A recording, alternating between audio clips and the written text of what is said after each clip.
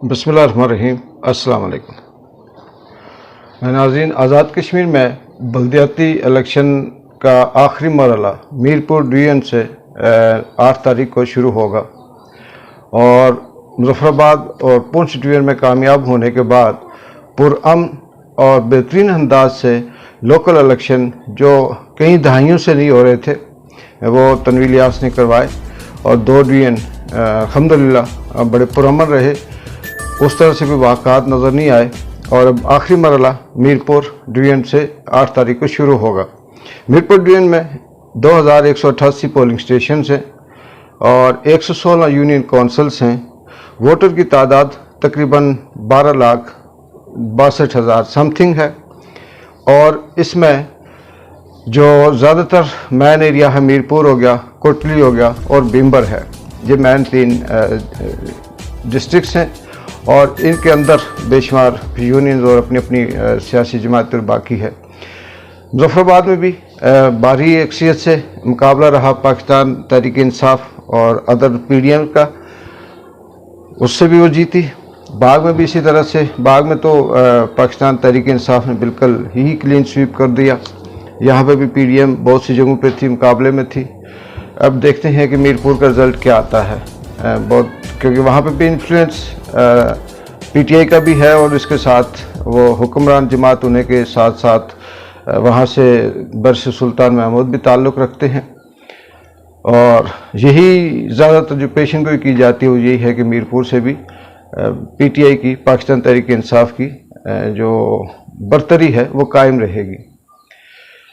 ये इंशाअल्लाह आपको अपडेट देते रहेंगे कि वहाँ की क्या सूरत हाल है और किस किस हिसाब से इलेक्शन हुए। बहुत सी आजकल सोशल मीडिया है, आपको आम रिपोर्टिंग से पहले पता चल जाता है।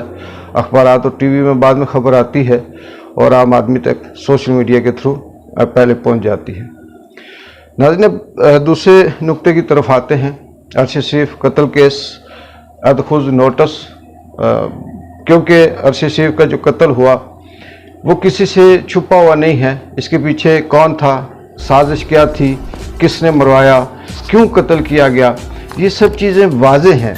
लेकिन मजबूरी ये है कि आम आदमी या कोई वर्षा इसलिए नहीं बोल सकते कि हमारा जो कानून है, हमारी जो यहाँ की पॉलिसीज़ हैं या अदलिया है वो सबूत मांगती है। वो ये नहीं कहती कि जी आप ऐसे इल्ज़ाम लगा दें, जबकि बदकिस्मती ये है यहाँ पे एक कमज़ोर शख्स, उसके ऊपर एक ताकतवर होता है, उस ताकतवर के ऊपर एक और ताकतवर होता है और उसके ऊपर एक और ताकतवर होता है और यहाँ पे ऐसी ऐसी ताकतें हैं कि जो सरेआम गोलियां मारने के बाद भी ये कहती हैं कि हमने कुछ नहीं किया, जिसमें मॉडल टाउन केस आपके सामने है और इस तरह से बेशुमार केसेस हैं जो सबको पता है, जो दबे लफ्ज़ों में ऑफ द रिकॉर्ड, इवन कि बेनज़ीर का कातिल कौन है वो भी लोग डिस्कस करते हैं, लियाकत अली किसने मरवाया वो भी लोग डिस्कस करते हैं, कायदे आज़म के बारे में लोग डिस्कस करते हैं कि उनके साथ क्या हुआ। लेकिन आज तक उनका जो ऑफिशियली सबूत था या केस था वो नहीं हो सका और कोई ऑफिशियली अदालती तौर पे कोई ऐसा मुजरिम सामने नहीं आया। लेकिन आम आदमी को, बच्चे बच्चे को पता है कि कौन किसका कातिल है और कातिल था। इसी तरह से सिर्फ के साथ बदकिस्मती से भी यही हुआ, उसको पाकिस्तान में उसकी सरजमीन तंग कर दी गई क्योंकि वो सच बोलता था, वो हक की बात करता था, वो जो करप्शन थी सबूतों के साथ सामने लाता था। वो ये नहीं कहता था कि मैं एक स्टोरी बना रहा हूँ और ऐसे झूठ बोल रहा हूँ, उसके पास सारे सबूत थे। उसको ऑफर्स बहुत सी हुई, उनके जो दोस्त हैं वो कहते हैं, और फिर बाद में जब वो नहीं माना वो वहाँ से यहाँ से उसे भगाया गया, दुबई गया। दुबई की एम्बेसीज को भी कहा गया कि इसको यहाँ से निकाला जाए, अब ये सबके सामने है, उसको वहाँ से निकाला गया, कीनिया भेजा गया। और अब जो लेटेस्ट रिपोर्ट है कि कीनिया से 3 दफ़ा बैठ के उसने दुबई के वीज़े की ट्राई की और दुबई का वीज़ा उसे नहीं लगा। दुबई का वीज़ा एक चूड़ा भी जाता है तो वो उसे मिल जाता है, लेकिन वो एक सेलिब्रिटी था, एक साफ़ी था, जाना पहचाना चेहरा था और उसको नहीं मिला। इसका मतलब कि उसको साजिश के साथ वहाँ मरवाना की कोशिश थी और मरवाया गया। आज खुद जो नोटिस अदालत ने लिया, मैं इस पे हंस भी सकता हूँ, अफसोस भी कर सकता हूँ और बदकिस्मती भी कह सकता हूँ कि हमारी बदकिस्मती है कि हम एक ऐसे माशरे में रह रहे हैं जिसमें कानून की इस हद तक हालत है کہ ایز خود نوٹس تو لیا، لیکن اس میں جی اس کی جو مدعیت جس کی FIR درج ہوئی وہ خود ایک پولیس والا ہے، اور اس کی ماں پیٹ رہی ہے، اس کی غصہ اس کی وائف کہہ رہی ہے کہ ہم اپنی مدعیت میں اپنے بیٹے کی اپنے ہسبینڈ کی FIR درج کروائیں گے۔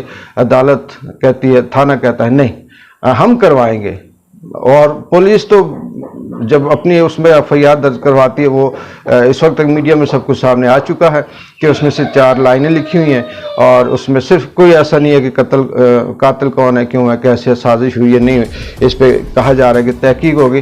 کینیا میں وہ جو وہاں پہ بندے تھے ان پہ الزام ہے، ARY کا جو آنر ہے سلمان اقبال، اور اس کا جو نیوز ٹیم کا ہیڈ تھا اس پہ الزام ہے، اور ان پہ FIR کاٹی گئی۔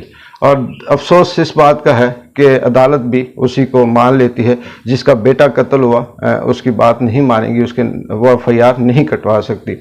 تو جب یہ چیزیں یہاں سے شروع ہو رہی ہیں، رانا ثناء اللہ کو دیکھے بغیر وہ FIR آگے نہیں جا سکتی، تو آگے پھر کیا رہ جاتا ہے کہ کون ذمہ دار ہے، کون کس نے مروایا اور کیسے ہے۔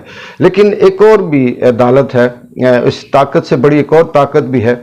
اس رانا ثناء اللہ کے پیچھے بھی کس کا ہاتھ ہے یہ بھی سب کو پتہ ہے، اور اس کی ڈوریاں کہاں سے ہلتی ہیں اور کتنے عرصے سے ہل رہی ہیں، اور آئندہ کتنا عرصہ ہلیں گی یہ بھی سب کو پتہ ہے۔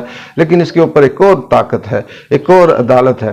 اس عدالت کی اور اس طاقت کی سننے میں آیا ہے خوبی یہ ہے کہ وہ نہ کسی کی سفارش مانتی ہے، نہ اسے اسٹیبلشمنٹ کا کوئی دباؤ ہوتا ہے، اور نہ وہ طاقت کسی کے دباؤ میں آتی ہے۔